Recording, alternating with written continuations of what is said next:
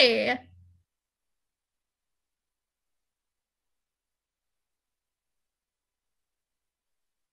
Yeah, yeah, I would say so. Gosh, has it been that long? Wow.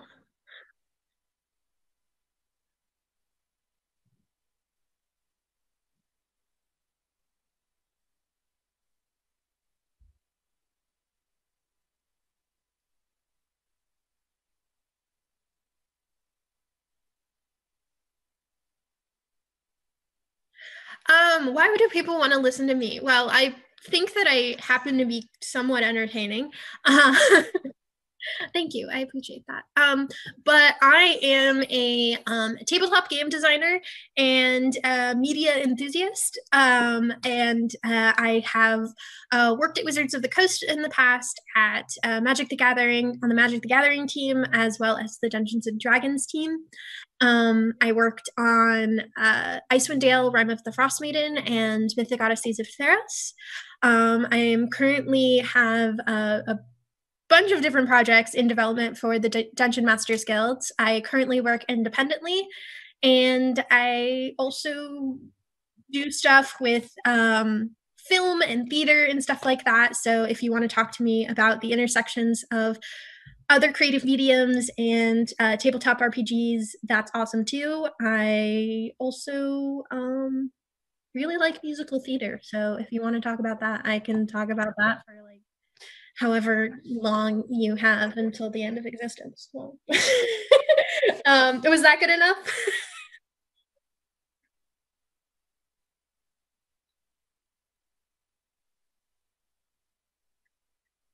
Yeah, that's my fault. Should I tell the story again? I will tell the story again. Okay, so there was a group of writers, amazing writers, who started a kind of support group for working on Rime of the Frost Maiden, and uh, lovely experience. And one of my assignments had a prompt for a certain encounter in the um, in the adventure I was writing, and it just said mountain goats, and I'm like, how am I going to make mountain goats cool? And I did my very best, and it involved something along the lines of a yes.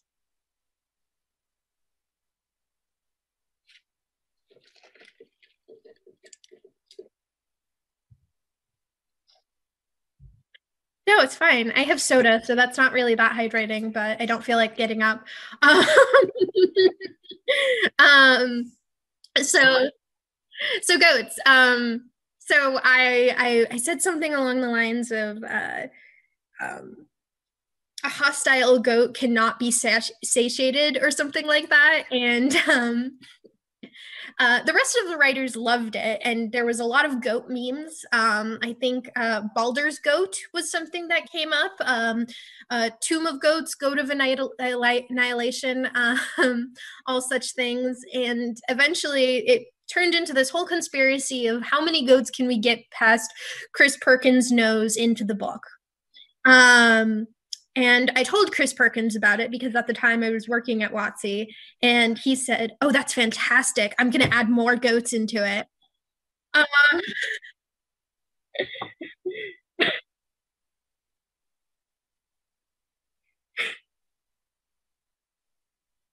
yeah. Altogether, I think there is 70 goats with actual stat blocks that appear in the game, and there's like uh, just under 10 art depicting goats, and a lot of other mentions of the word goat in the book.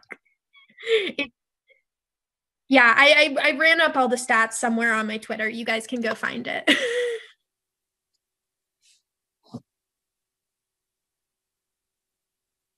Oh no. Just a moment. I hope everyone heard that. So they heard you just fine. They did not hear me very well. Oh no. I'm sorry. I Okay, care about hearing your voice. people can hear me now. The issue is I have not used Streamlabs in a long time, so it was still trying to use my Yeti microphone. Ah, okay. Yeah, which Is I not the still have microphone plugged you're in using. because that's what I listen through, because the old speakers I had just don't work with this computer. So yeah, I'm still substantially more quiet. Um, this microphone is also just quiet. I also just am naturally loud, so that might be a thing is for comparing things. It's that whole feeder they tell us to project and I just can't turn it off. So what I would do if I was on the other side is, or if I was using my other program that I normally use, I would just boost up my audio to hell and back again. But I don't have that. So I just might be quiet. And I do apologize to everyone for that. I'm doing what I can, but what I can do is not much.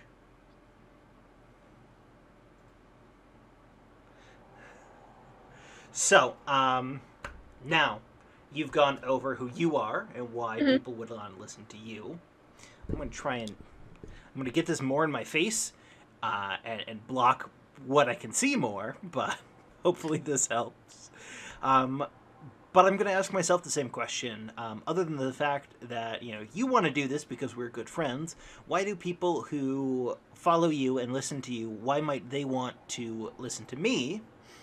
And one of the big things that I do is I have been playing D&D and other role-playing games since 1998, which, 98, that's a while ago, but, D&D's been around since the 70s. I I haven't been around since the 70s. I haven't either. In fact, I was 8 years old when I started playing D&D. It might have been early 99 when I started playing. I started playing with Baldur's Gate, the original Baldur's Gate. Mm. Um, and then I started running D&D in 2005. I've been playing and running ever since, which puts me as fairly old hat at this, especially given my age. And then I have been doing Twitch and YouTube stuff since 2016 or 2017. So I've been doing this a while. And, fun fact, back in 2006, for about a year, I was an internet DJ, which makes this wonderful mic setup. Um, it it fulfills dreams that teenage me had. But then we learned that our radio station broke almost every single FCC law governing internet radio stations, and so we disbanded. Because the FCC laws were terrible at the time. I don't know if they still are or not. Well, I mean, it's the golden age of podcasts, so So I actually looked a couple days ago to get a license to to not be sued for copyright for a radio. That for an internet radio that currently costs $500 a year. hmm. So a little out of my price range. Just a smidge. But let's let's talk about how we met. So Yeah. I will start the story from my perspective. Feel free to jump in. So a few years ago, we were both in a RPG group, um, going through abridged versions of Dungeon of the Mad Mage. That's right. We did level 2, which is where the Goblin City is on. That's right. And I was playing a dwarf fighter, Named Kafka. and she was good mom. She was good mom. She was very good mom. And then I was playing a monk. I don't remember my monk's name. I might be terrible. I'm But sorry, I don't remember it either. I honestly remember the Minotaur better. see, I don't even remember there being a Minotaur. I remember the players. Yeah. I'm Discord friends with one of them, although we haven't interacted since then. Hmm. And then I still follow Celtic Wolf on Twitter, Hmm. and she was the other one. Hmm. But before one of the episodes, I don't remember if it was the first or second, Hmm. um, me and the DM were talking, and weather came up, and he was from Halifax, and so he was talking about all of the weather problems living on a large island next to the ocean house. And I was like, yeah, no, I get it. I'm from a tiny town on the shores of West Michigan. And as I'm saying this, you jump into that call. Uh-huh. I think you were, I think I was like the first person in, so we were just kind of chit chatting. Hmm. And I mentioned West Michigan, Yeah. and you were just like, "Oh, really? Where in West Michigan are you from?" Yes. Just like that, stroking Yeah. your beard and everything. And you, I think at first you were like, oh, it's just a small town like near Grand Rapids at first, right? That quite possibly. It's just like, You've probably never heard of it. no one has heard of the town that I say I'm from, because no one in actuality has ever heard of the town I'm actually from. Yeah. And so I think you said Grand Rapids, and then I was like, oh yeah, well, my dad lived in Grand Haven. And then you said, okay, well, I'm from Spring Lake. And then I was like, okay, well, my dad's not actually from Grand Haven. He's from Ferrysburg, but no one's heard of Ferrysburg. Yeah, no. Turns out I've been past your dad's place hundreds of thousands of times in my life. It's on the only main road. It's one of the only major houses on that main road in Ferrysburg. It's like Um, there's at like to give you an idea of how small, the main road in Ferrysburg has a gas station, a Pizza Hut, a post office, a diner, and then my dad's house. Except the diner's not actually on that road, because you have to make that turn and Right, and then you can go into see the it from dune. that road, Yes, you right? can It's see it from on, the road because there's nothing between it and the road. and it's called the Pine Street Cafe, so it's Yes. on Pine Street. You know, The Pine Street Cafe is delicious. it is delicious. I used to go there with my grandpa all the time. Now we're seeing like, but very tiny town. It's like statistically improbable that we both have connections to this small area. So, to kind of give people an idea, Grand Haven, the biggest of the three cities, we say that in quotes because Grand Haven's a town, Spring Lake is a village, and Ferrysburg Is it is. spec? You drive through it and go, wait a second. Did I just drive through something? If you go a little further in, you might hit the grocery store. Fleppings. Yeah. That's where my nana shops. I think she Yeah. still shops there. Yeah. Although my And there's dad also the infamous ice cream shop, which I heard almost closed, but then somebody bought it out, so it didn't and close. renamed it. It's no longer Miss Lisa's? It's no longer Miss Lisa's. Oh my God, that's like what? Sorry. Sorry. Yeah, no. They want to talk about RPGs, guys. So, just a little bit. There's maybe 10,000 people who live in that area, and there are maybe, including that 10,000 people, there might be 20,000 people from that area in the world. And we are two of them, and we met playing D&D, 5th edition. Mm-hmm. Um, We both live on the West Coast now. Yep. At the time that we met, I was living in my hometown of San Francisco. And you live in somewhere in Oregon. Yep. Yep. So you moved to obviously Seattle because that's where WotC is. Yep. And I'm Um, still there now. for however And long. on the trip through, you were like, I think I might get close to you. And I'm just like, yeah. You're going to drive down I-5.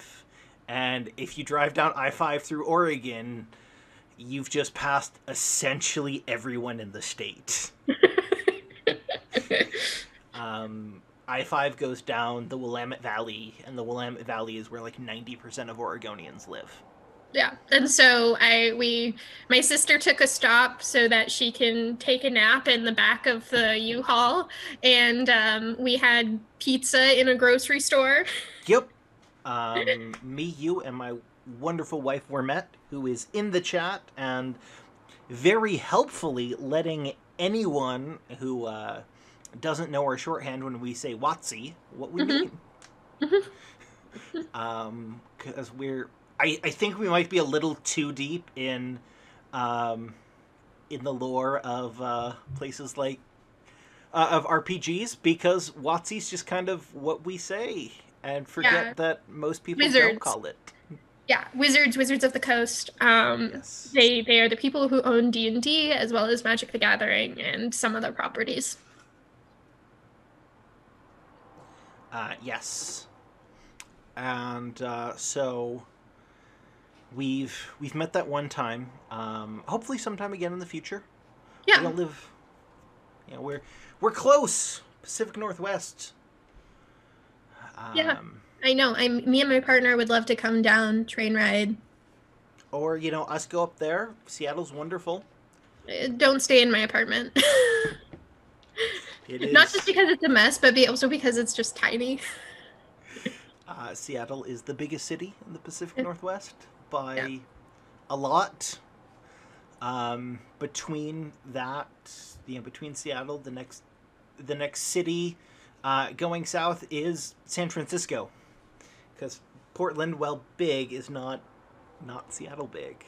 I always have to explain to people like Portland is basically a like big town that tries to be a metropolis. It tries very hard. It's also the biggest city in Oregon Yeah, it's great. I love it. by I a like lot.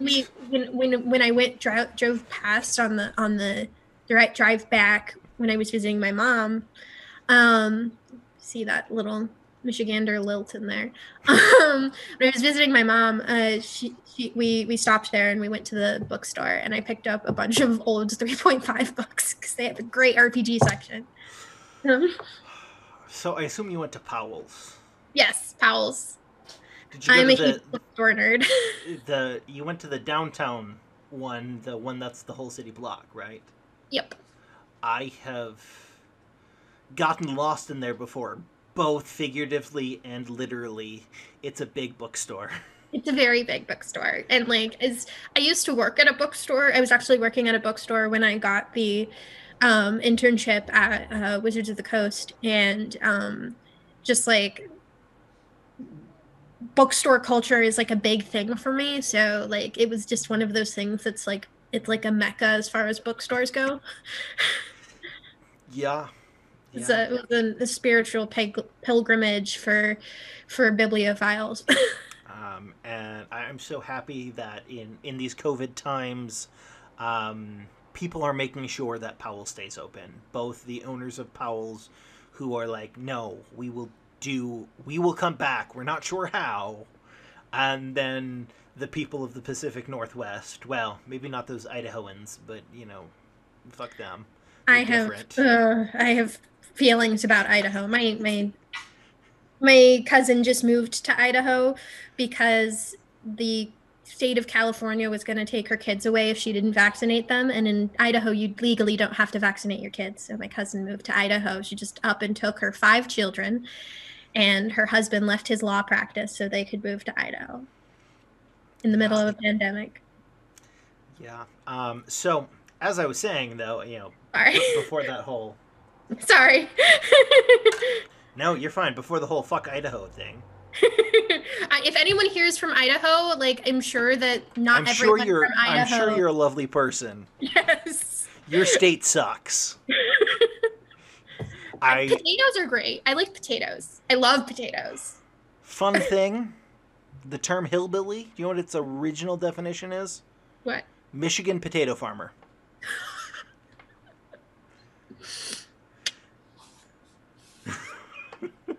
All right. As long as we're not making everyone from like podunk states feel terrible. I feel so bad. I feel like a stereotypical West Coaster right now, and I feel so bad. I know that all. God, can we talk about RPGs now? Sure. So we obviously both play D&D. We have both. D&D has been a large part of our lives for like ever. But what other systems do you play? Ooh, I play a lot of other systems. I've played a lot of other systems. There's things that I have played like a lot of. My first long form campaign was not actually a D&D campaign. It was a yeah, it was a Shadowrun campaign. That was really fun. And it was 5th edition Shadowrun. So, How many times did you guys use grenades? not very often.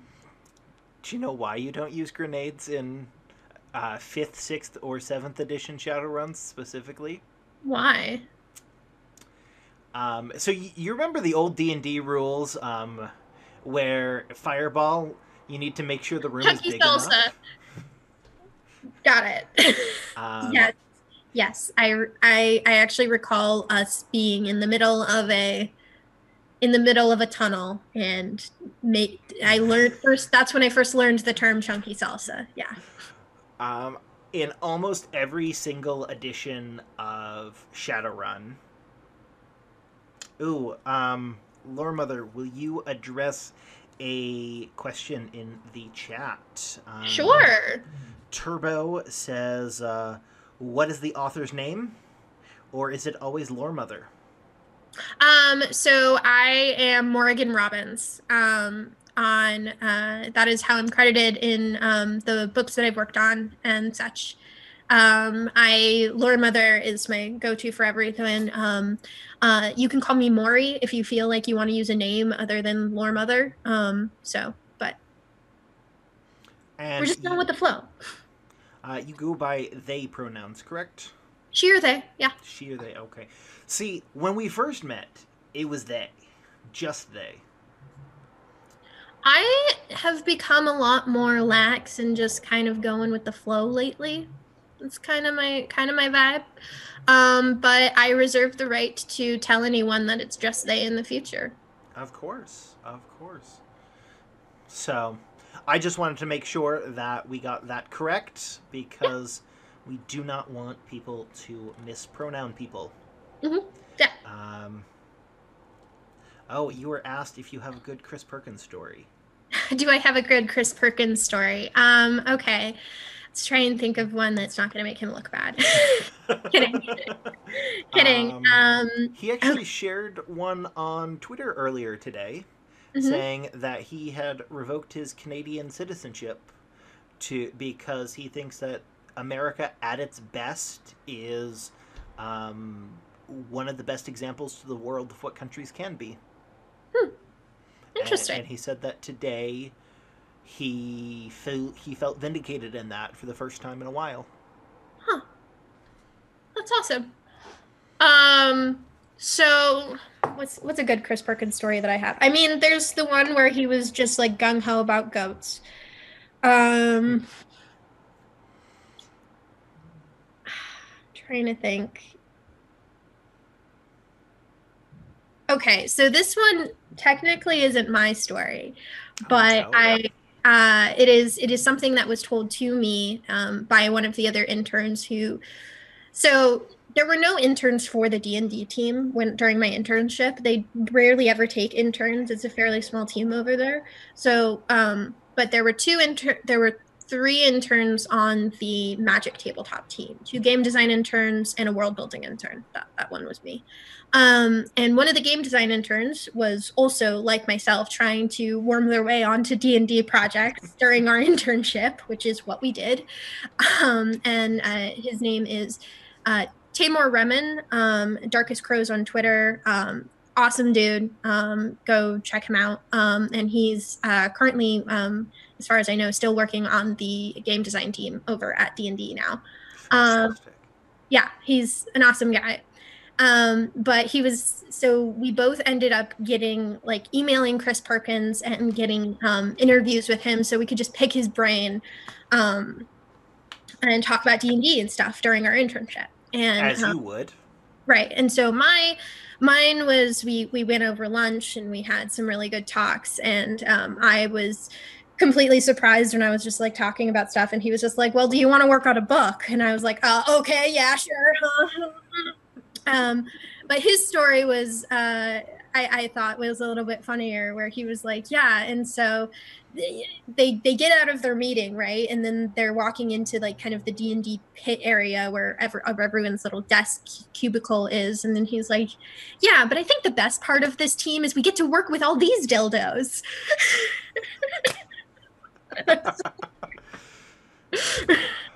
Okay. He has been with D&D since I think I saw that he was 14 when he submitted his first article to Dragon Magazine.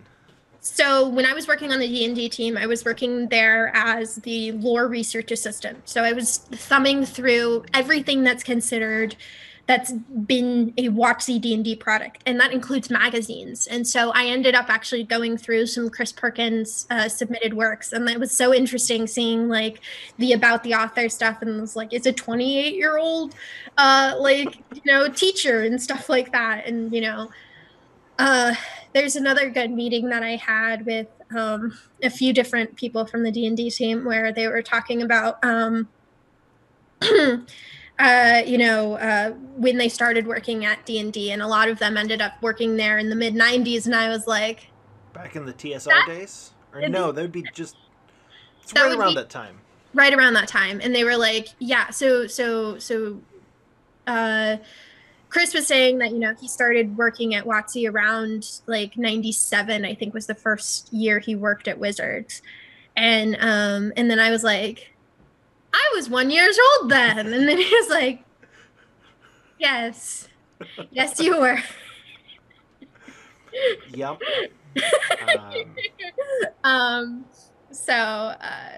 but Chris is a great guy, and it's no secret that him as well as some other members of the team are close to retiring, and so their big focus is bringing in some great new talent. And I hope that maybe I'll work there again, but if I don't, it's not the end of the world. I'm excited to see what happens in the yeah. future for Wizards, and where things go to.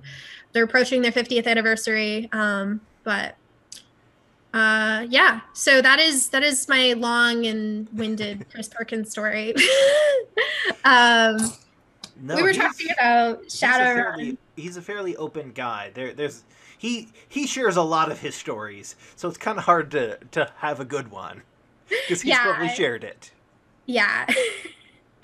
But yes, Shadowrun, and I was about to point out that I think in every edition of Shadowrun, the rules for grenades take between 1 and 3 pages. Just on, there's math involved. Yeah.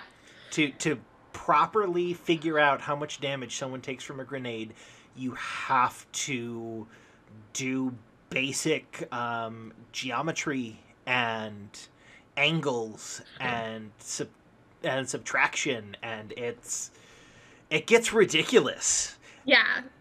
Even for a game that's a bucket full of dice. We did not do that much. Our game was a hybrid of Shadowrun and the White Wolf universe, with also like lore crossovers between everything from Doctor Who to the X-Files to Dollhouse and Warehouse 13. Yeah, because why not? And my character, and this was the first character I played for a very long time, was a aromantic, lesbian, sex addicted, shopaholic, with daddy issues, Um, That's quite the character. and I want to preface this by I had not seen or played any Bayonetta at the time, but I was like, she needs to have guns in her heels. Um, and so that was like my thing. They were like explaining to me like the kind of like cyberpunk Shadowrun, and I was like, I want to play like a sexy lesbian femme fatale like fashionista with guns in her heels. So that was my first OC. um, And where Matt says, who wouldn't want to play that? yeah. Her name was Cheyenne. See, I have actually only played in maybe a dozen games.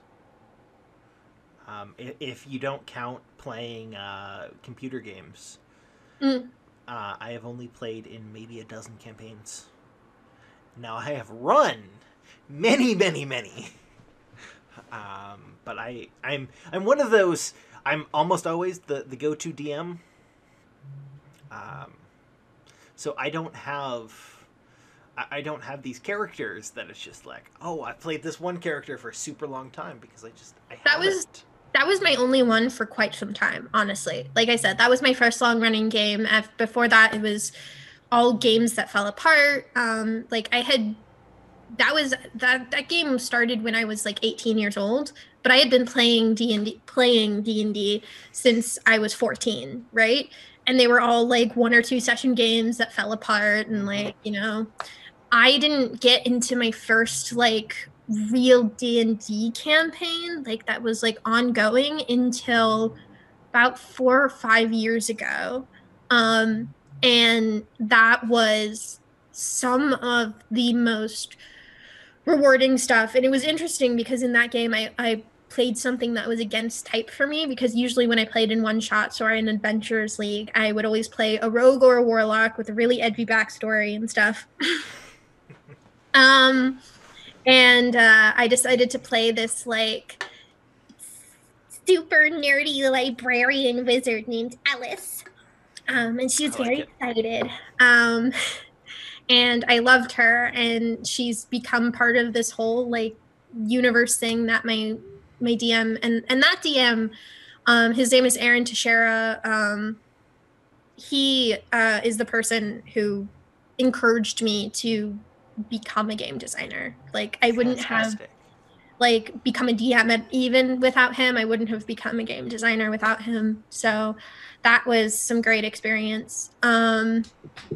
Also, it wasn't a Call of Cthulhu game. It was more like it wasn't really a full campaign. It was a sum shot, as I like to call them. Um, It's supposed to be short from the outset. yeah, yeah. It's like you have one shots and then you have some shots. Um, so, um, but Wonderful.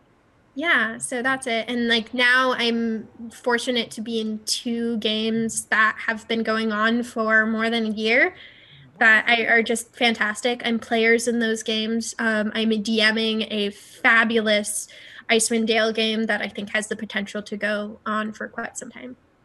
So I've got a group that we play D&D on Sunday nights. In fact, a couple of the people in that game just are in the chat. Pegasus Writer is one of them, Hi. and my wife Warmet, obviously. Right now, we're going through Tomb of Annihilation. Fun. Um, it's kind of hard dialing down the accidental racism and dialing up these folks should really be portrayed as colonialists, and somehow they weren't. Um, I can tell most of the writers at Wizards are white dudes. Don't ask me how I know that. By their Um, writing. yeah. Yeah. But Um, where I was going with that though is we can go back to that issue at some point if we want. We can talk about the fact that Wizards is as much as it is a big part of our lives, it is also not the least problematic out there. Um, And as somebody who has thumbed through everything from the get-go to now, I can tell you I have seen some of the highlights and some of the darker patches. um, but Rime of the Frost Maiden is probably going to be the next game that we play. It's so much fun. I I'm having so much fun with it. I love the group that we have. And I've been having fun tweaking things and also just there's just so much like gameable content in there, even if you don't want to like run it, like if you just want to run a like tundra stuff or like just want to steal like a short adventure and stuff, it's fantastic. I'm actually really impressed with how they were able to put together all of the uh what's it called, the I can words, I You promise. haven't given me enough to help you out. I'm I sorry know, on I that. know, I know. The sandboxy beginning that it has. And so it's really good. And I'm not just talking it out because I worked on it. I worked on a very specific adventure and I didn't know how it was going to fit into the larger book. So like what they were able to construct around it was really well. Also, if you checked out the book and you really like the trinkets table, that was me. I did that trinkets table. I'm Ooh. very proud of it. I like making tables. Trinkets tables in fifth edition is my favorite part of fifth edition. Yeah. There are You have informed me of the third one because I think there's one in the player's handbook. Yep. There's one in Curse of Strahd, Mm-hmm. and now there's one in Rime of the Frost Maiden. Yep. So, what what adventure did you work on in Rime of the Frost Maiden? Can you tell us? I can. I worked on mountain climb. So, are you going to edit Mountain Climb when you run it for your group, or is it I going have to be? already ran it and I did run a slightly varianted version, but one of the things, okay, do you want another Chris Perkins story? Sure. So this is a horror campaign, right? And I was very excited about that. I'm a huge horror nerd. And one of the things that was like a part of the feedback that he was giving to a lot of writers was like, like this is fun and stuff like that, but like we could really like push towards that kind of isolation, kind of scarier feel in some of their stuff. And then I handed in my work and he was like, "Oh my gosh, this is ghastly. Can we tone it down, please?" Like, oh, okay, sorry. So it's like You the went one too person where they far. were where they were just like, "That's a little bit too much." And I'm like, "Okay, good to know." But if you watched any of the stuff that they did over the summer, they had the announcement, the D&D celebration announcement. Mountain Climb was the one that they ran for Karen Gillan and that whole crew. Okay. So it was like I didn't know that he was planning on running that, and I was like, "Oh, these famous people played my adventure. That's so crazy." So, speaking about horror campaigns, there's Mm-hmm. one horror campaign that I want to run so badly sometime. Mm-hmm. It is in the game Colonial Gothic. I have not heard of that game. It is a game set in colonial America, Oh, I would have never and guessed. right, and its horror is it is all based on American horror. So a Okay. lot of indigenous horror, but also like H.P. Lovecraft, Stephen King, because as problematic of a person as H.P. Lovecraft was, he writes some damn good horror. Oh yeah, cosmic horror. I mean, like he is like well regarded as the father of the genre, for sure. I will say some of his stuff, like I actually have a hard time with. Like conceptually, I think it's really cool, but he has like a very academic lilt to his writing that sometimes is hard to get past. Like I'm all for that stuff, but sometimes it's just like goes too far. There's, in particular, the one that comes to mind is actually like Mountains of Madness, the one that inspired Icewind Dale, Realm of the Frost Maiden, Mm-hmm. and John Carpenter's The Thing and stuff. But you know, I great conceptually, I love it, but like, there's just so much of like just reading this expedition log where I'm just like, That is actually one of my favorite stories of his, and I was so happy when I realized that the main character in the Mountains of Madness guest stars, or it makes a cameo in a different story of his and oh yeah, dies yep, yep. horrifically. There's a lot of that stuff too. I so right now my partner is also a big horror nerd right now, and he's going through a whole big ghost story kind of thing. So he's Okay. reading a lot of M.R. James, which I'm really enjoying. He also has that kind of academic lilt, but I really really like where it's going, and that's all very like it's really good. If anyone's read any M.R. James ghost stories, I really like them. The Mezzotint is probably the best one that I've read, and I would love to see more stuff inspired by kind of like the ghost stuff. Um, Really, so, chat is asking, are there any nobles in Icewind Dale? are there any nobles in Icewind Dale? Um, so when you say nobles, do you mean like there are people of importance? There's like this the house speaker the house speakers the speakers of the different 10 towns are like kind of the politicians of that area.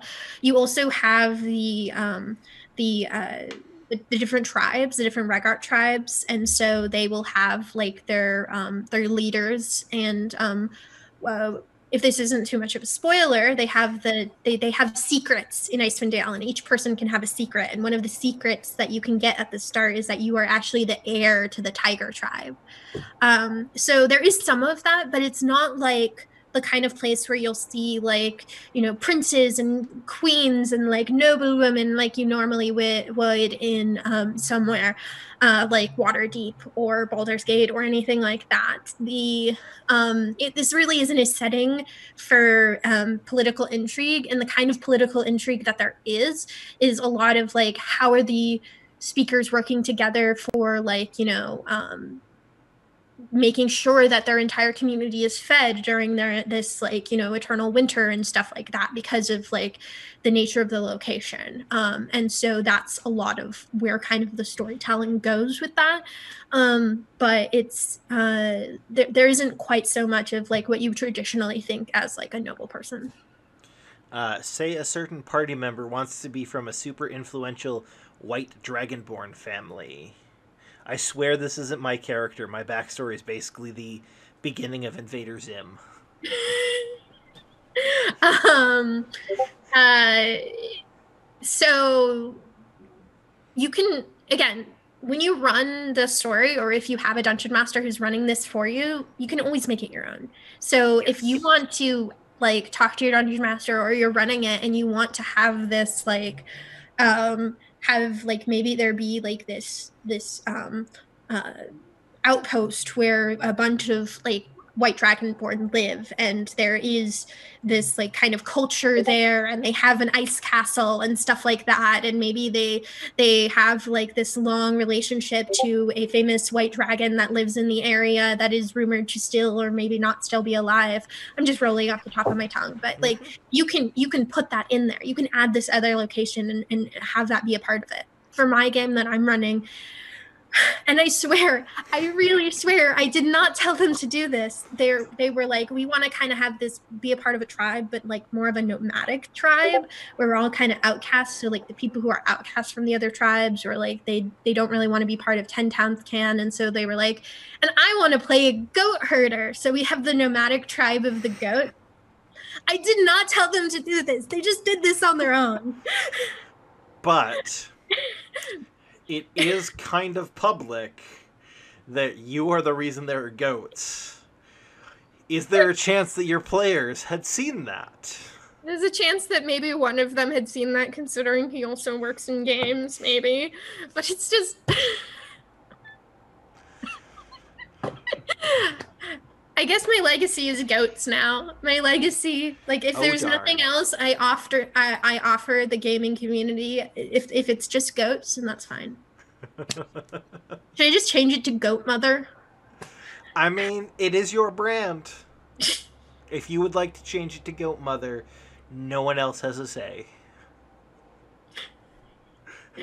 Um, No, as I was saying, about the horror game Colonial Gothic. There's this yeah. absolute wonderful campaign where have you ever heard of the Popham Colony? No. It is the first failed colony in North America. You just froze. You also froze, but I heard your voice.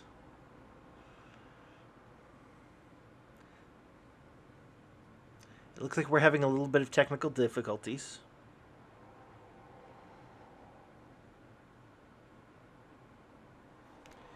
Okay, it looks like it's fully frozen. So, I do not have a technical difficulties, but I do have a be right back.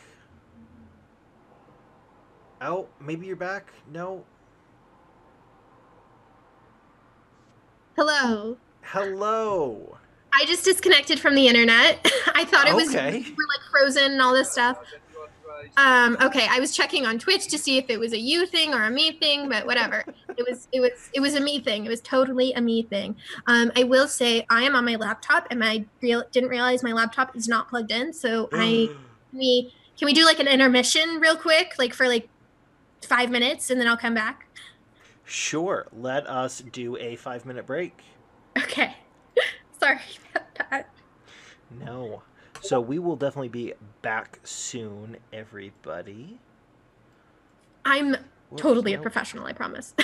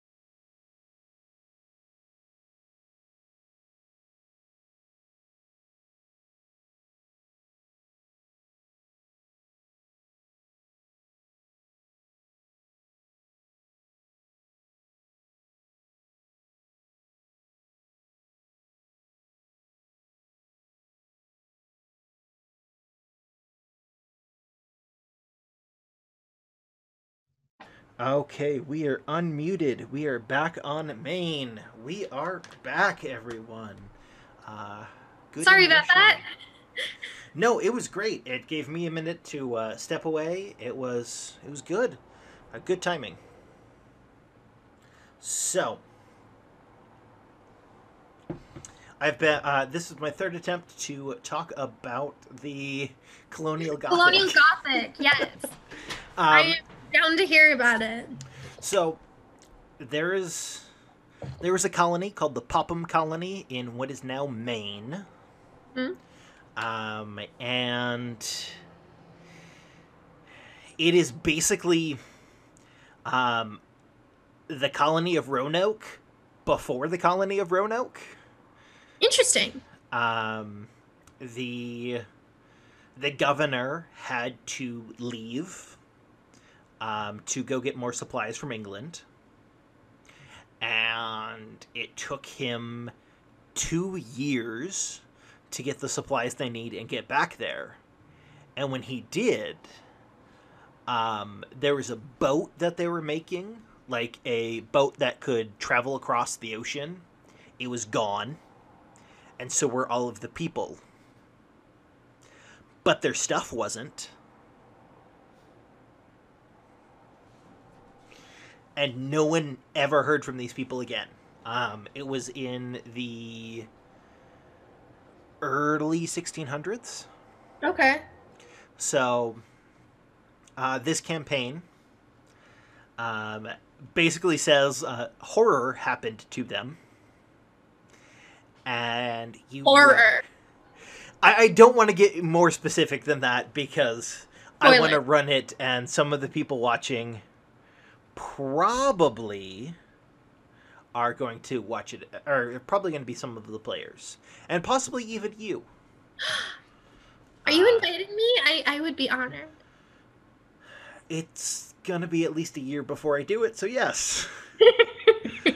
And I'll get into why it's going to be a year in a minute. So you run two characters each person. Okay. There is the Popham stuff, which you are a member of the Popham colony, but then also you play in the game's present, which is during the Revolutionary War. Ooh. Um, there were at the time settlements not too far away from the old Popham site, Hmm. and weird shit is happening after almost 200 years of nothing really happening. Weird shit's happening again. So you are these investigators who go through. And so we run the game flipping back and forth between the two time frames as the horror slowly ratchets up. I love it. But um, I live in an old house. In fact, it is almost 100 years old. And I have a colonial America cookbook. So my plan is we can hopefully do this in like a full day of role playing. And basically start early in the morning, and as it gets into evening, just have the dining room where everyone's playing the game and eating these wonderful foods lit by candles. And then there's a fire that is all the way across my house, but you can see it from my dining room. And so I have a fire merrily going, but it's so far away. And do it very close to the winter equinox. So as the horror is really starting to ramp up, it's already getting darker outside. I like this. This sounds like so much fun. Doesn't it? Yes. Wormet says that she would like to play with you. And I'd love to play with format. that's great. Unfortunately, when I've told Wormet about this campaign in the past, she's just like, no, that doesn't sound like it's for me. Oh, well, I mean, those other games. There's other games. There's other games. Um, I have so many games I want to play right now. My newest obsession is fifth edition Vampire the Masquerade. Looks so much fun. Looks like so much fun. I still play the 20th anniversary edition when when I go to play Vampire the Masquerade. I go to old Worlds of Darkness because I played Vampire the Masquerade Hmm. um, before they came out with the new Worlds of Darkness. Right. And Which Vampire. I got into Chronicles of Darkness. So, well, before it was Chronicles, when it was New Odd. So Um, but Vampire the Requiem is so different from Vampire the Masquerade. One of the things is my favorite vampire clan to play isn't in which Requiem. which clan is that? Malkavian. They're a Well, subclan of Toreador, I think. well, they're in Vampire the Masquerade 5th edition, which is amazing, and the art direction in that book is so good. I'm willing to give them another Book. chance, especially because But it's not Requiem. It is the Masquerade. It's that's just good. updated with new rules. And also, after what Paradox, who now owns them, what they did when they realized how controversial some parts of that series were as the authors were writing it, and they were just like, nope, you've lost your privileges, fired the entire writing team, and said, White Wolf, you're not a writing company anymore, you are a publishing company, because they messed up that badly. And just like, no, that's what we need to do sometimes. I'm not going to get into how they messed up because yeah, no. Controversy. Not even controversy, like some of the things that they were putting in make me uncomfortable as a human being. Oh no. It was bad. Ugh. One of the things I like about uh World of Dark, the Vampire the Masquerade game is there's this really great like kind of warning label at the front, which is basically like, this is a mature game. This Hmm. is does have like explore like themes and stuff, and but it like also like gives like a little bit of advice about like, you know, using those more mature themes with your players and how to do that like in a way that doesn't make anyone uncomfortable and stuff like that. So, Yeah. So we've got another question for you in chat. mhm. As a Gith, what are my chances of me killing some Illithids in Icewind? As a Gith, what are your chances of killing some illithids in Iceland? Spoilers? I mean, okay, so this isn't too much of a spoiler, but there is a wonderful piece of art of a like a gnome. So when Ceramorphosis goes wrong on a gnome. Um, and That's so wonderful. it's not like there isn't that. So, more than zero. Mhm. You have a higher than zero chance as a Gith to kill some Illithids in Rime of the Frost Maiden. Yes. Um, Illithid's one of my favorite D&D villains, but I've gotta say, probably my favorite is Kobolds. I don't view kobolds as villains anymore because I've just seen too many cute kobold NPCs and NPCs as well.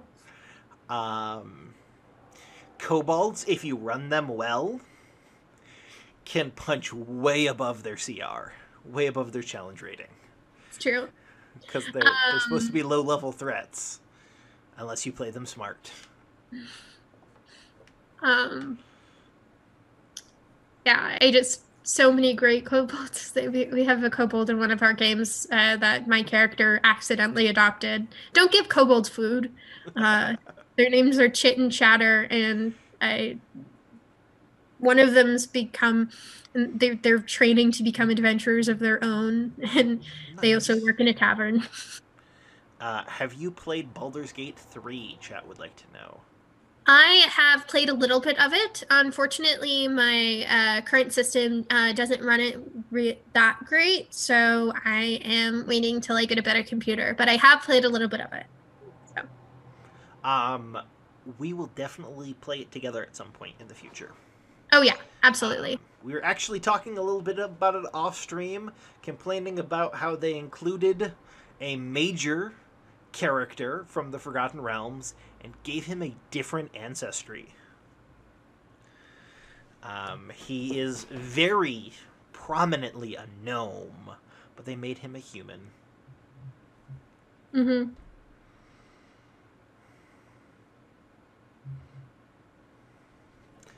So, yeah, fun thing. The nerve of them. Yeah, actually, we were talking about how much gnomes. There really aren't very many iconic gnomes. They're iconic NPCs who are of the little folk, as they're called, tend to be halflings. I know you also count dwarves as part of that. I do not count dwarves as part of the little people because they are almost human sized. Well, yeah, and they are medium And they sized. are medium sized creatures. Yeah. And I mean, it's also like the frustration is that there has been discrepancies with this particular character across Wizards products. Most often, he is actually depicted like and said that this character is a human, but in some of his more iconic depictions, artistic depictions, he looks like a gnome or a halfling. So it's a bit of controversy, and there have been uh, players who have gotten attached to the idea that this character is a halfling or a gnome, and I think he's specifically a gnome in Tomb of Annihilation because he does appear in Tomb of Annihilation. in most iterations, he is a human. He's a human in Waterdeep Dragon Heist. Terrible. Yeah. So I am as much as I've played games in the Forgotten Realms. In fact, Baldur's Gate, the game that introduced me to D&D, obviously takes place in the Forgotten Realms. I'm not super big on Forgotten Realms lore. I know way too much about Forgotten Realms. I'm so excited to move to explore other things. Honestly, I personally have love to create my own settings. I am a world builder, but one of my like something that is kind of a pet project of mine that I would love to explore more is running a game that takes place in the country of and the countries surrounding Oz. I am a huge, huge Oz file. I have read all 14 L. Frank Baum books, and I've read most of the other books that are considered canon. There's over 40 of them, just so you know. But that's one of my big dreams is to run a long form Oz campaign. So and the surrounding countries because it's not just Oz. Um, so if anyone ever wants to join me on that adventure, then that's fine. Maybe someday. Maybe. So there's some person in my chat right now, SF Vegan Bro, something like that. I wonder who that Oh, is. I wonder who that is. Hi. Hi, Simon. How are you doing? Hi, Simon. It's been a while. I'm glad that you stopped by. I bet Cassie's there too. Tell Cassie I said hi. I'm sure she is. Yeah. In fact, we were actually talking about you guys also before the stream started, talking about how wonderful we think you are. Yes. And if anybody wants to know where they might be able to see me again in the future, I am likely going to be collaborating with Simon and Cassie's channel that they have with some other awesome folks called Comedy and D. Simon, go ahead and link it in the chat. Give a big shout out to you. Yes, definitely. And they do awesome stuff. I think there's still a recording of the Halloween game that we did if you want to check it out. Apparently, I had perfect pronunciation on his name. Ah, yes.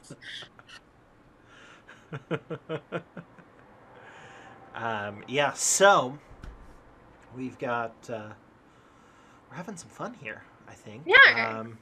Just chatting, just hanging out, talking about games, Yeah, talking about other stuff. we have actually talked about starting a one-on-one campaign, just you and I.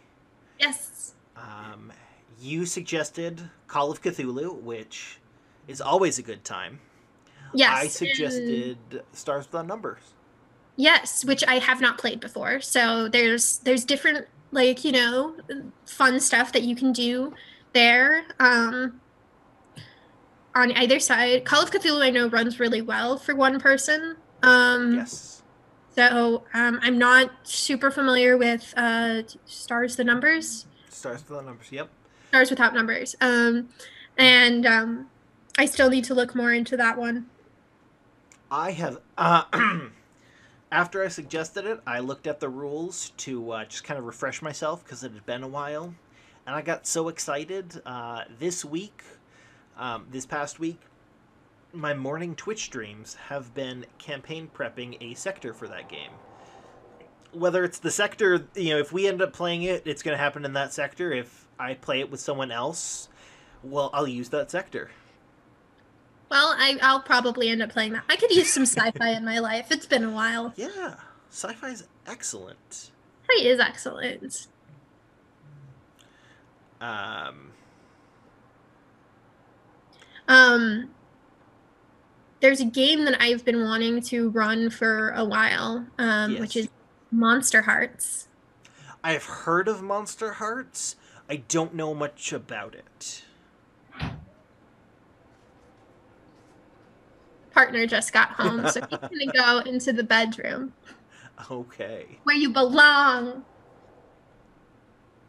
There are many different ways that we can take that. Uh, let's just leave that one where it lies, though. Open-ended. I have a very small apartment, guys. I'm trying to be a professional here. So, Monster Hearts. Yes, Monster Hearts. It's a fantastic game. I still haven't gotten the chance to play it. I have the Monster Hearts 2 book. It's fantastic. I love most of the Powered by the Apocalypse stuff. So, I have actually never played any Powered by the Apocalypse games. I've played Dungeon Worlds, which is great. Yeah. But I haven't really explored any of the other stuff. But I have Monster Hearts, and I'm itching to get my hands on it. Another game I'm also recently become very obsessed with is Weave. Okay. Weave is so much fun. Very good pick up play stuff. Very free form, and I just love kind of like the tarot card integration app stuff. Like they're doing some cool stuff with AR, and I'm really excited to Fantastic. see how that evolves. So. So, speaking of pick up and play games, the other night I was thinking about how many games could I run anywhere from a campaign to an adventure in, and the prep time that I have is the time that it takes the players to roll their characters?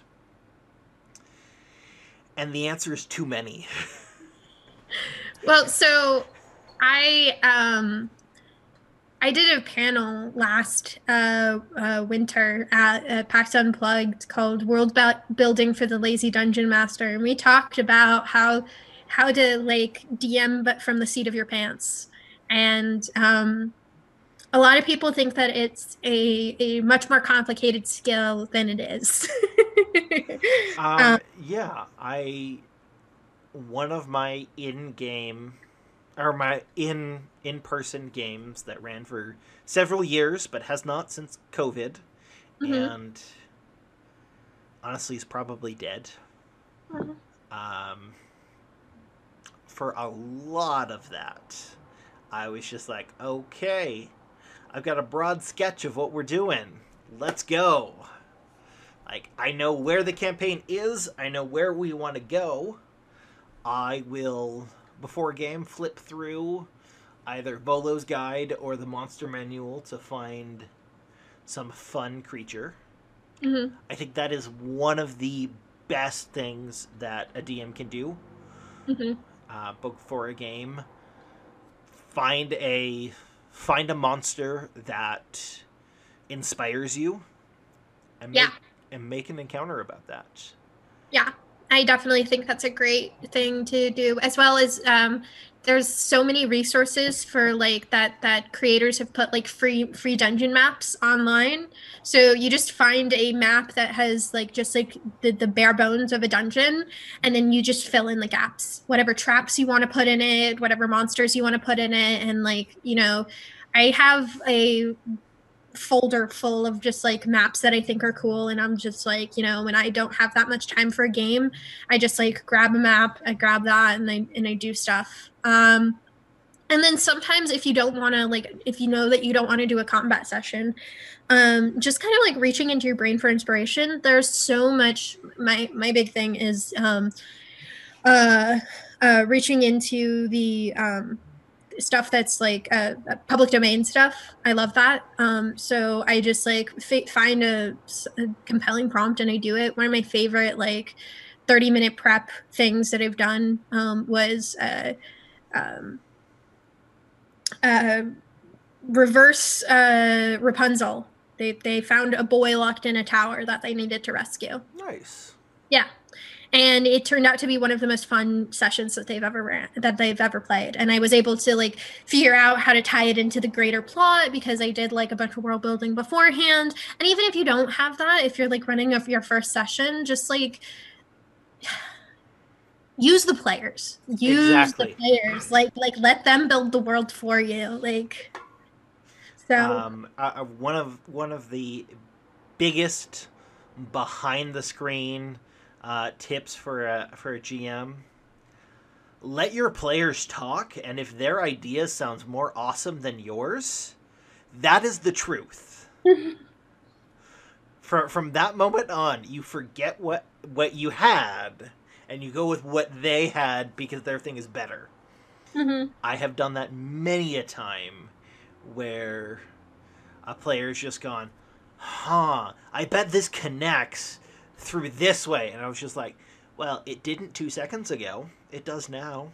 And Yes. they never know. They just think they're right, and they feel so awesome for correctly guessing it, and you feel awesome because they made your story better. Mm-hmm. Yeah, absolutely. um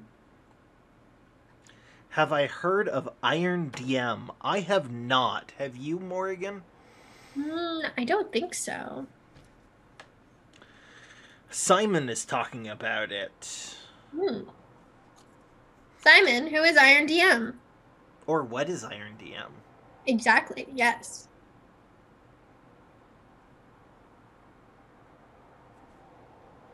Oh, apparently 24 minutes ago, I got a new follower. Yes. Some person named Loremother. Yes, that was me. I'm sorry, I wasn't following you before. I'm bad at things. And I was your channel's first follower. Yes, because I don't stream Not yet. yet. Not Not yet. yet. One day, maybe. We'll see. I'm We're, going with the flow. Met says better late than never. Nix, I was just drinking water. You saw that. We have to hydrate I again. still only have soda. I finished mine. And by the way, that is proof that you're not as Michigany as you can be. I say pop interchangeably. No, it is pop. Um, I remember when I was in Michigan, I had people who were yelling at me because I was a soda caller. so, fun thing about soda, that term comes from the mistaken belief that it's sodium bicarbonate. Mm-hmm.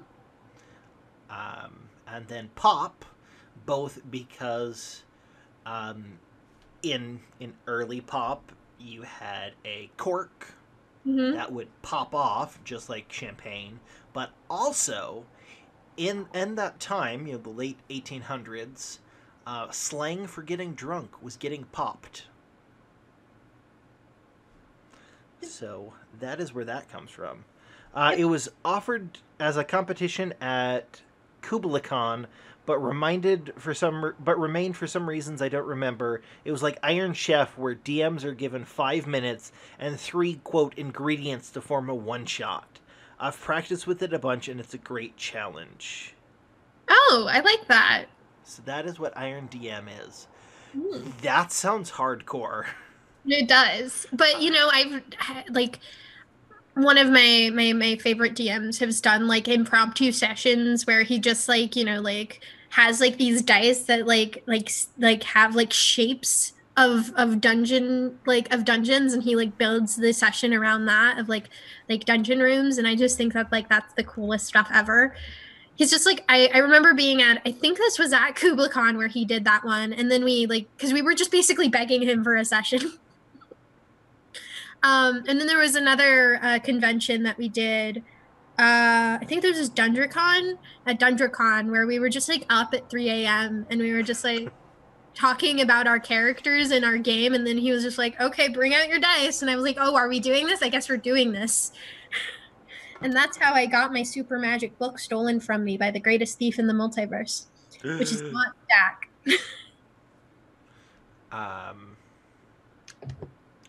so I was going somewhere, but your funny story and It's so funny.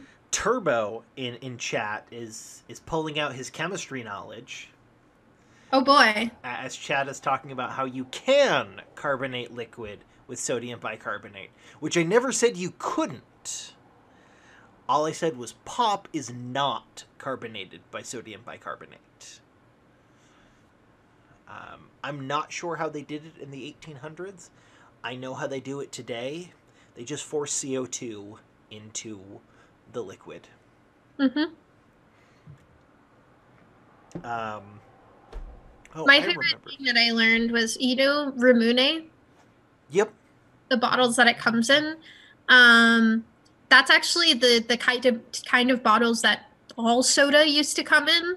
And that's how it would keep the shape of the bottle is how it would keep its carbonation back before, like they had things like aluminum cans and like bottles where you can just like, yeah, plastic bottles and stuff, with sealed caps and such. And so when in Japan, it just became so iconic with the Japanese soda that they Just like kept it. that it just kept it. Yeah, but that used to be how like the bottles were With the ball and everything. with the marble and everything. Yep. I like it. I used to work at a place that sold it because we catered to Japanese people. I drink a lot of Ramune because I grew up in San Francisco. Which also has a lot of Japanese people in it. Well, no, it's just there's also just like there's also just a lot of weebs. Yes. But also, what I was going to say earlier is the DM's guide in 5th edition has a strikingly good random dungeon generator. Especially if you feel free to just say no, that result is dumb. Mm-hmm. Yeah. Never be beholden to random lists. Yes. Or even most dice rolls. Yeah. No. Because they never have to know what you actually rolled. Yeah. It's one of the big reasons why I use a DM screen is there are just times where I just roll a die and go, that's not dramatic. Mm-hmm. The other thing that could have happened is dramatic. So we're going to go with that other thing. Yep. Almost every DM fudges rolls. Mm-hmm. And fun thing, most DMs who don't fudge rolls get reputations as party killers. They tend to have more TPKs Mm-hmm. because that's probably the number one reason why your DM is fudging your dice is to keep you alive because it's not fun to die. I have only ever killed 2 players. And the only reason I did that was because I do believe in, like, if the dice did kill you because you made a poor decision as a player or your character, then you deserve that result. So both Yes. situations were the same module and they both split the party. And I'm just like, if you want to go off and do this thing on your own, by all means. Yeah. And if we do end up, assuming we do end up playing Stars Without Number, um, you will go through characters very quickly. I'm okay with that. I'm okay with having, I mean, same thing with Call of Cthulhu. Mm-hmm. Like, I'm okay with that. But also, it is something that we've talked about before even starting, and Yeah. that's just like one of the reasons why I suggested Stars Without Numbers is even like a high level warrior class can die from being shot a single time in the game. Hmm. So, how do you feel about the cipher system and Numenera and such? I would love to play Numenera. I I love Numenera. I love the whole setting. I love the cipher system. Big fan. um, I don't feel confident enough to run a cipher system game without first playing in a cipher system game, and I have not played it yet. I've always wanted to run cipher system. I've played it, but I haven't run it. I would love to play Numenera. If you ran a Numenera game, I would love an invite. Would be awesome. I would love to run a Numenera game. All of these plans that we are making. One of my Wyrmet, I know your Uncle John does Numenera. Your Uncle John is probably going to be the next person that I have a chat with, like this with. He and I have talked about doing it, so I just need to get to him and be like, John, let's set something up. uh one of the things I love about one of the recent Numenera things that I read is that apparently there's rules for creating a dimension that's just entirely sound and your characters become sound. Fantastic. It's very trippy and I love that stuff. It makes absolutely no sense, but neither does this hyper intelligent octopus empire that is in Numenera. They make references to it, but that's it. Numenera's weird. Numenera is weird. That's one of the reasons I love it. I love weird stuff like that. Like, I don't know.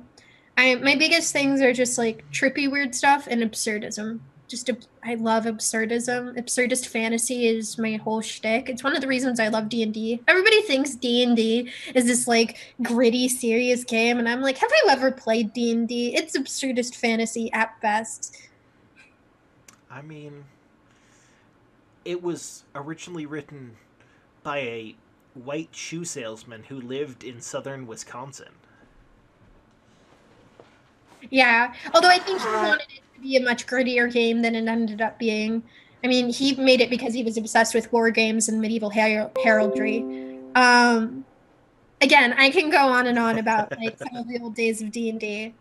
There's there's just this one magazine article that I stumbled across when doing research for one thing for D&D, and I just can't believe that that ever got published by us. What was it? Tell me about this article.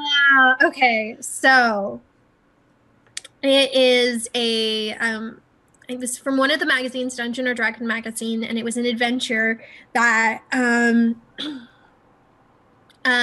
centered around the god Thurisden.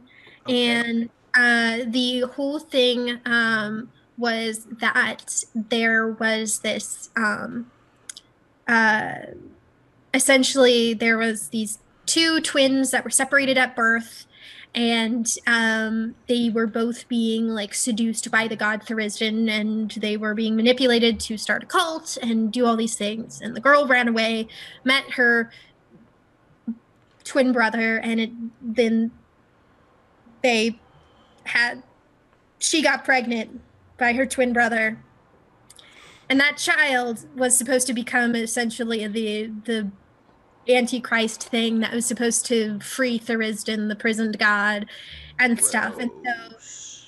yeah, very gross. So the whole like thing is that's the whole setup, and the characters are hired by her father, who thinks she's just like been kidnapped, to go rescue her. And so when they show up, she's in the middle of having the baby, and they, depending on how much research the characters have done, they either know that this kid is going to become like part of this prophecy, or they don't. So they could save the baby, and then it turns out this thing and save her, and like this whole prophecy still ends up happening, or they like could stop the ritual and then he becomes a force for good, defeating Thurisdan or some shit. Um, Or some it's shit.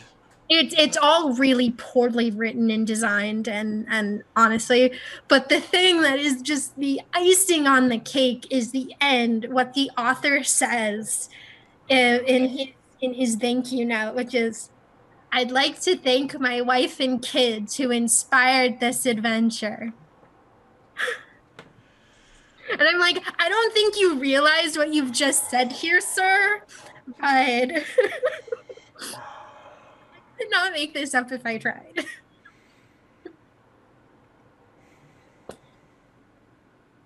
So, there's some really wild times in D&D's past, as that was an example of. D&D got really weird for a while. Really weird. That was late 3.5, I think. Yeah. That's the time that I was entering D&D. Well, technically, okay. You were in second edition. You said 98. Baldur's Gate is second edition. Baldur's Gate 2 is third edition. When I sat down to play in person for the first time, it was 3.5. Okay. I played 3.5 first because fourth edition was out, but I was told by everyone who got me into D&D that fourth edition sucked. It doesn't. It really doesn't suck as bad as everybody makes it out to. Like, I understand the hesitance that everybody has for Mm-hmm. it, because it does change a lot of things, especially from the lore perspective. And I get like why people were angry, but from a mechanical gameplay perspective, it's really great for one shots actually. I don't know if I would run a whole campaign in fourth edition. Um, I would. but um, I just never had the experience, but I've played some fourth edition one shots that were actually pretty fun. Um, so I think there's basically two things that you need to internalize to play fourth edition well. mhm, Number one, this is as different from especially 3.5 mhm. as D&D Basic is different from D&D. Yeah, Because technically, 5th edition is Advanced Dungeons and Dragons 5th edition, yeah, even though they've dropped the advanced yeah, because they don't do basic anymore. yeah. And the funny thing is that fifth edition, one of the biggest things about fifth edition was they wanted it to be more accessible, which is Which is also what they wanted for 4th. yeah, which didn't work because it felt very much like they were trying to make it more accessible by getting people who were getting really into video games to start playing and kind of mimicking that And that has style. even been brought up in chat. The second thing that I'll bring up, and this is part of that video gamification of it. You need to know what your character does. Yeah, exactly. And But I think honestly, the reason D&D is more successful now than it ever has been is because of the push for accessibility. There has been such a barrier to entry for Dungeons and Dragons up to this point, and I think now it can be more crunchy if you want it to be. There's a bunch of tools online in D&D proper in their expansion books that you can have to make it more crunchy if that's what you want, to make it like more of a game. But really they wanted to get to the core of why people play D&D, and they play Mm-hmm. D&D because they want to have a good time with their friends and a storytelling experience. And so they really wanted this push to allow more people to have that experience with 5th edition, and I think they did a remarkable job. There's still some things that I personally would change, but But you know, that is going to be true with any DM.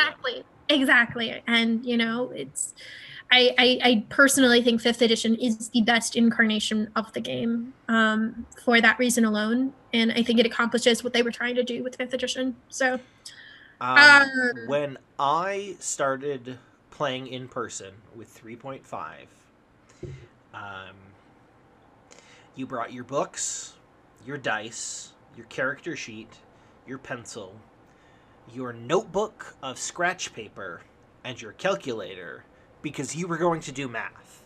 mhm. Maybe not a lot of it, but you needed to do math. And depending on how old school your DM was, you might have to pull out Pelagris. um, I I played a lot of 3.5. I played a lot of Pathfinder 2, but the first time I played like for a long time in person was uh the first like in-person session that was like a serious D&D session was D&D Next. And one of the things I love to say is that, like, you know, because it's been a decade in the making, my whole D&D experience, but the first like module I played that was a WotC module was the D&D Next Legacy of the Crystal Shard module. And then the first story that I worked on was Icewind Dale with the Frost Maiden. So it's like this whole full circle thing, which I think is really cool. So Simon is asking, what would you change about 5th edition? cats should have dark vision. Um, I would definitely also play with Dark Vision. Um, That's my instinct answer because I've said that so many times. Tabaxi do not have Dark Vision. They're one of 4 Yeah, ancestries that don't. So yeah, there's they humans should. don't, Dragonborn don't, Hmm. Tabaxi don't. Hmm. I don't think Kenku do. In fact, I don't think any of the playable, the new playables that they put in Volo's guide, I don't think any of them have. I think kobolds do. Kobolds might. I think Furblug do. Yeah, I think furbolgs. I think that's weird. Why? Because if you're only going to give it to one or two, Give it um, to the cat race? Yeah, no. yes, the Yeah, no, kind I of sort of cows should be probably near the bottom of that list. cows. I said kind of sort of. They're not. Oh my gosh. It's just, give my furbolgs some love. I have never played one. I had a great furbolg bard in a game that I ran. That was pretty awesome. She was adorable. So other things that I would change, I would actually bring Bloodied back as a condition Mm, and have abilities that do things once you've hit Bloodied. I think That's probably my favorite part of 4th edition. I would probably do more stuff that was where the mechanics interacted with the flavor.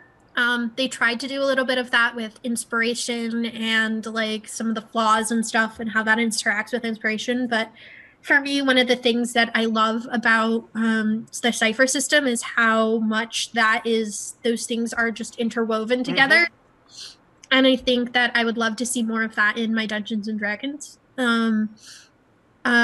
So you can definitely represent your flavor through game mechanics, but I think or if you're a mechanics first player, you can like build your character and then be like, okay, what am I looking at? And then build the story around that. And that's something you can do, but I think having those be something that are like more interwoven and figuring out ways to accomplish that would be really, really cool.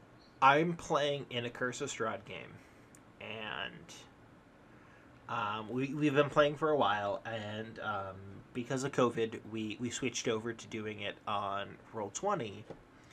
And as I was typing out my character, switching from my paper character sheet to in game, in Roll20, I was just like, oh yeah, that's the personality trait that I rolled. I should do that more. Mm-hmm. Because I hadn't been, because I had forgotten about it, and there was nothing rule wise Right. that And makes so that one of the happen. things I love about the cipher system is that they have the God, now I'm forgetting what it's called, but basically where the intervention where the GM can The basically fiat. say, yeah, yeah, where the GM could basically like interfere Mm-hmm. and basically say, so take a negative here and then stuff. And I think that that's cool, and I think D&D could have more cool stuff with that, and I think that would be really interesting.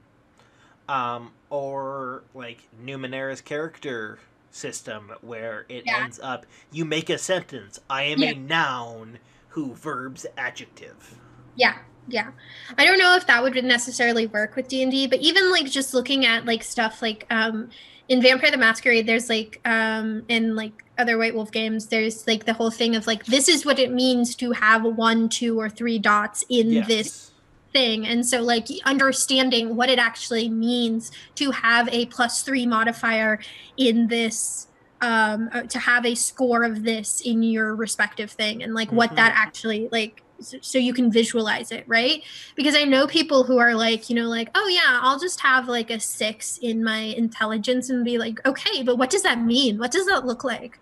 Like reflect that, like because that's not just like a negative on rolls. You should be role playing that, Yeah. and like you should really embody that. Like for me, one of my favorite characters I've ever played had a 7 in wisdom, and like he was so bad at common sense. That was like his whole thing is he just made like such bad decisions when it came to like like executive functioning and things like that, and like really thinking about like what the numbers mean.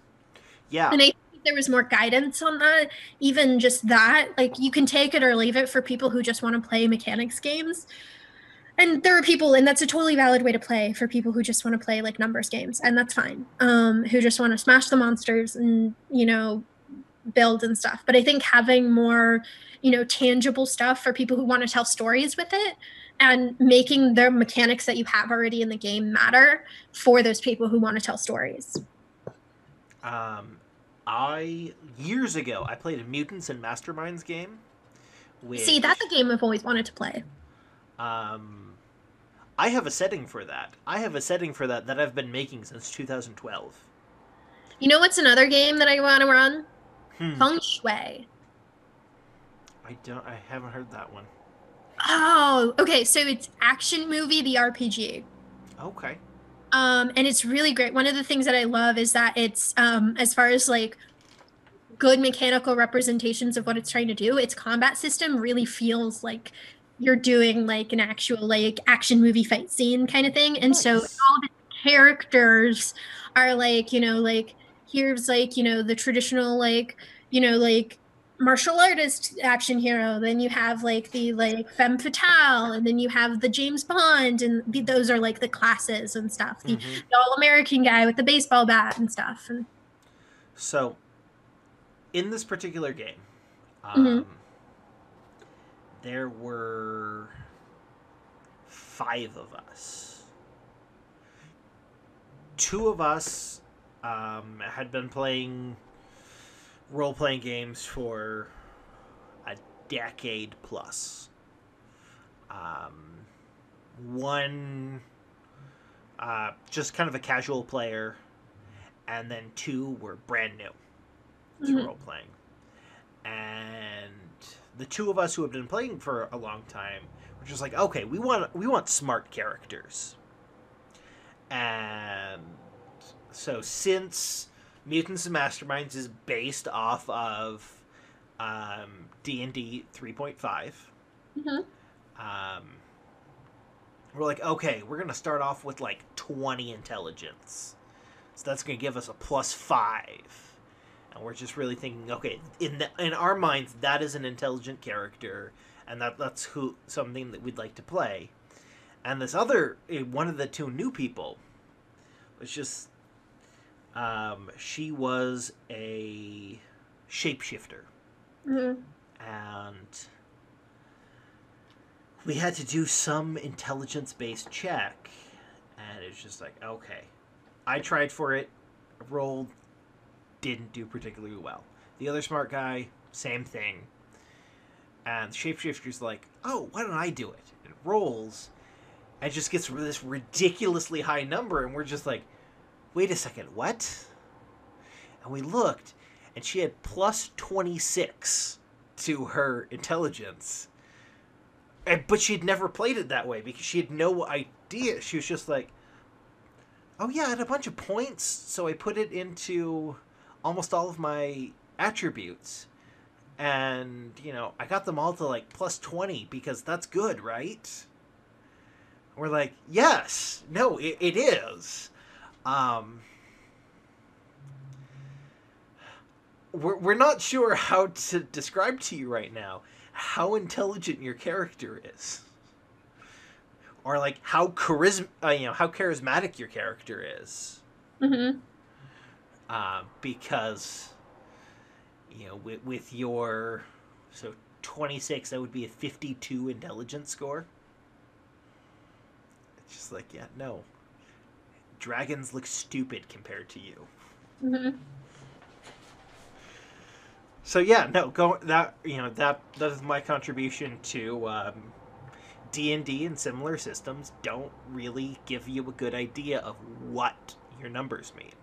Yeah, and I think so having more of that, even just like a one like an insert in the player's handbook in character creation, just like it could be a page, page and a half, and maybe the same with skills. Um, Yeah, there.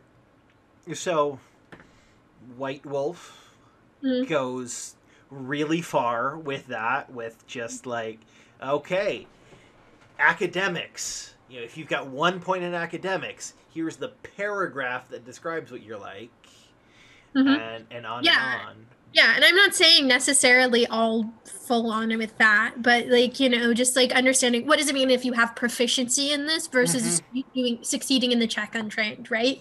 So, like, Yeah.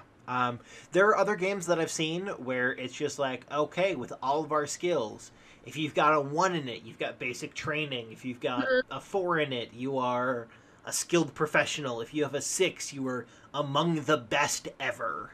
Yeah, and it just boggles my mind that D&D doesn't have like I at least I've never seen and I've thumbed through a lot of D&D books and I just haven't seen that because there's like historically there's just been so much emphasis on playing it as a numbers game and not playing it as a storytelling game, even though the trend of how the players play the game is more as a storytelling game. Not to say that there isn't a large following or a large number of people who play it as a numbers game and will always play it as a numbers game. Again, valid way to play, but like it doesn't like there should be more resources for people who want to play it as a storytelling game. Yeah. Um, I think that trend has been there basically since the beginning, and Mhm. it started off as a very, very thin slice of the pie of people who played D&D, and it's just gotten progressively larger over the decades. Right. And I think a lot of that has to do with like the more varied people who play. right? And the DMs who end up running the games, right? It ended up like starting as like being played by kind of like this I don't know, maybe this is my own perspective, but I think once theater kids got a hold of it was all downhill from there. Well, theater kids got a hold of it very early. Exactly.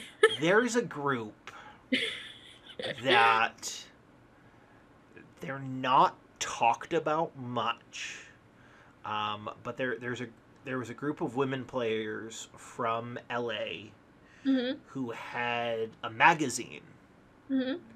and I think that was the first magazine that started covering D&D. Right. Somehow the editor in chief got a hold of a copy of D&D and absolutely loved it. Yeah. And like one of the things is that like it just there's also like not as much acknowledgement of like how the prevalence of certain women in D&D's early day. Mm-hmm. Like gosh, I can't remember her name now, but like the person who made like who was like the creative director of D&D during its what is considered its heyday of like second edition AD&D was a woman. And like she like was the one who built it into like that was like the most popular it's been up until now, right? Yeah. Um and so it's just I don't know. Women have been there essentially from the beginning. Unfortunately, Gary Gygax was a misogynist. Oh yeah, absolutely. I read something about how even back in 3.5 he was like I never really thought that women want to play the game and like all Well, this stuff. do you know why he thought that? Why? Because the his early playtesters were his children, Right. and his daughters Hmm. got super bored with the game.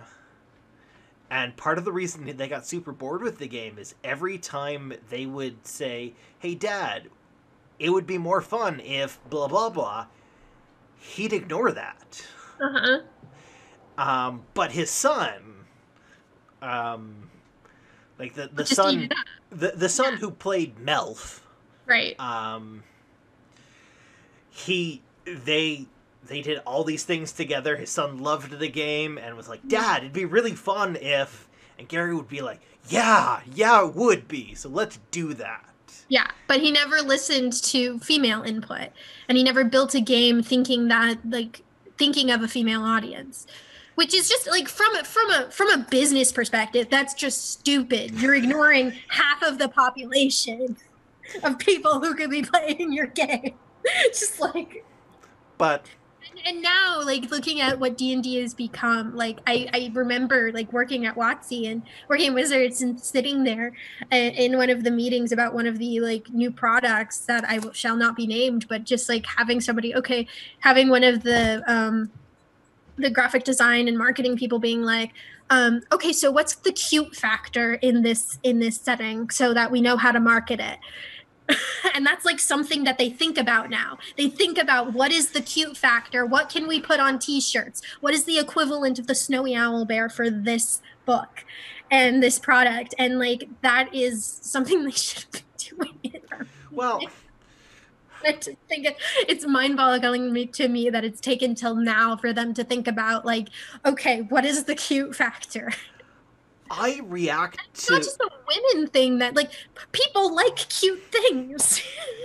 I react to the cute factor in two different ways. Number one, great. I'm glad you're thinking about that. You should have thought of that earlier. On the other hand, what is the cute factor so we can market it tends to be what male marketing execs do to say, we need women to buy this shit, so let's make it cute, which I feel this is this reductive. was this was coming from a female marketing exec. So I don't think that that's necessarily that. I think they've just realized that like the cute factor does a lot for D&D, no matter the gender, but it's just statistically speaking, it does speak well to a female and a young audience as well. Mm-hmm. And one of the things that they're trying to work towards is expanding their female audience as well as their audience under 13 years old, which is another thing is they've never like marketed towards children really before.